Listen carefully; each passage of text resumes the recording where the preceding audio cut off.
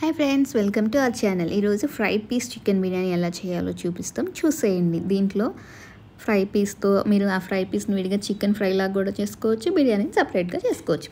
దీనికి కావాల్సిన ఇంగ్రీడియంట్స్ ధనియాలు, గరం మసాలా కావాల్సిన ఇంగ్రీడియంట్స్ అన్నీ అనమాట. దాల్చిన చెక్క, నల్ల ఇలాచి, షాజీరా, ఫ్లవర్ ఏదో ఉంటుంది కదా ఆ ఫ్లవరు, బిర్యానీ ఆకు, స్టార్ ఎనిస్ అండ్ ఇలాచి, మిరియాలు, అల్లం వెల్లుల్లి పేస్ట్, చికెన్, ఇంకా కొత్తిమీర, పుదీనా, జీడిపప్పులు, ఇంకా కొంచెం గరం మసాలా. అంటే ఫ్రైకి సపరేట్, బిర్యానీకి సపరేట్ కదా. ఫస్ట్ చూపించిన ఇంగ్రీడియంట్స్ అన్నీ మిక్సీ చేసుకుని గరం మసాలా చేసుకుంటాం. ఈ చిన్న ఇంగ్రీడియంట్స్ అన్నీ బిర్యానీలోకి.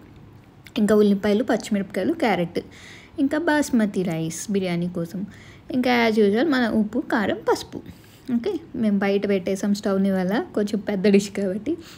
సో స్టవ్ పెట్టేసి పెద్ద డిష్ పెట్టుకుని దాంట్లో నెయ్యి వేసి, ఆ నెయ్యిలో ఇందాక చూపించిన బిర్యానీ దినుసులు ఉన్నాయి కదా అవన్నీ వేసేసి, ఆనియన్, క్యారెట్, పచ్చిమిర్చి వేసేసి ఫ్రై చేసేస్తున్నాం.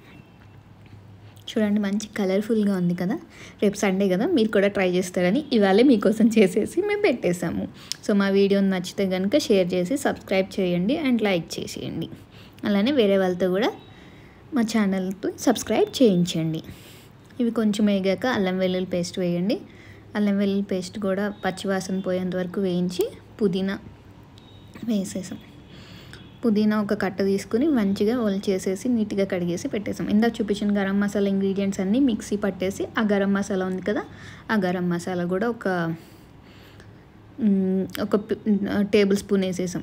అదంతా వేగినాక కొంచెం కొత్తిమీర వేసి అది కూడా ఫ్రై అయ్యాక చికెన్ వేసేస్తాం.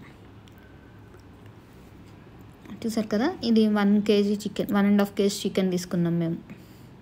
లెగ్ పీసెస్ని అలానే ఉంచాం. అండ్ చిన్న సైజ్ కట్ కాకుండా కర్రీ కట్ చేయించండి చికెన్ షాప్లో, ఓకేనా. అవన్నీ వేసినాక ఒక్కసారి కలిపేయండి. చికెన్ని మంచి హై ఫ్లేమ్లో ఉంచండి. ఒక్కసారి అలా కొంచెం వేడైనాక వాటర్ చికెన్లోంచి బయటకు వస్తూ ఉంటాయి కదా, ఆ టైంలో సాల్ట్ కూడా వేసేయండి. బిర్యానీకి సరిపడంత సాల్ట్ వేసేసుకోండి.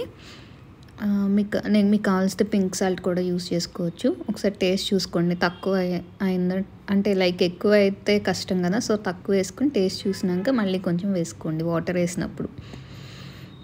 సాల్ట్ వేసినాక ఒక్కసారి కలిపేసి నీళ్ళు పోసేసాం. ఒక 2 గ్లాసెస్ వాటర్, 2 పెద్ద గ్లాసెస్ వాటర్ పోసేసాం. ఆ వాటర్ కొంచెం మరుగు పట్టేదాకా వేడవనివ్వండి. చూసారా, ఆ బాయిల్ వస్తుంది కదా, ఇలా ఈ బాయిల్ వచ్చిన టైంలో ఆ చికెన్ పీసెస్ అన్నీ తీసేసి పక్కన పెట్టేసేయండి. ఏంటో కొత్తగా చేస్తున్నామని చూస్తున్నారు కదా, కొత్తగానే చేస్తున్నాం. మీరు కూడా ట్రై చేయండి, చాలా టేస్టీగా ఉంది. అండ్ బిర్యానీ కానీ చికెన్ కానీ ఇంత కూడా మిగలకుండా అయిపోయింది మా దగ్గర. మీ ఇంట్లో కూడా అలానే ఇష్టంగా తింటారు. ఇంకా వేరే వీడియోస్ కూడా చూసి అన్నీ ట్రై చేయండి. చాలా సింపుల్గా చెప్తాం మేము అన్ని వీడియోస్.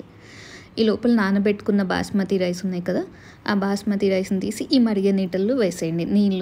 నీళ్ళు వడగట్టేసేసి ఈ మరిగే నీళ్ళల్లో వేసేయండి.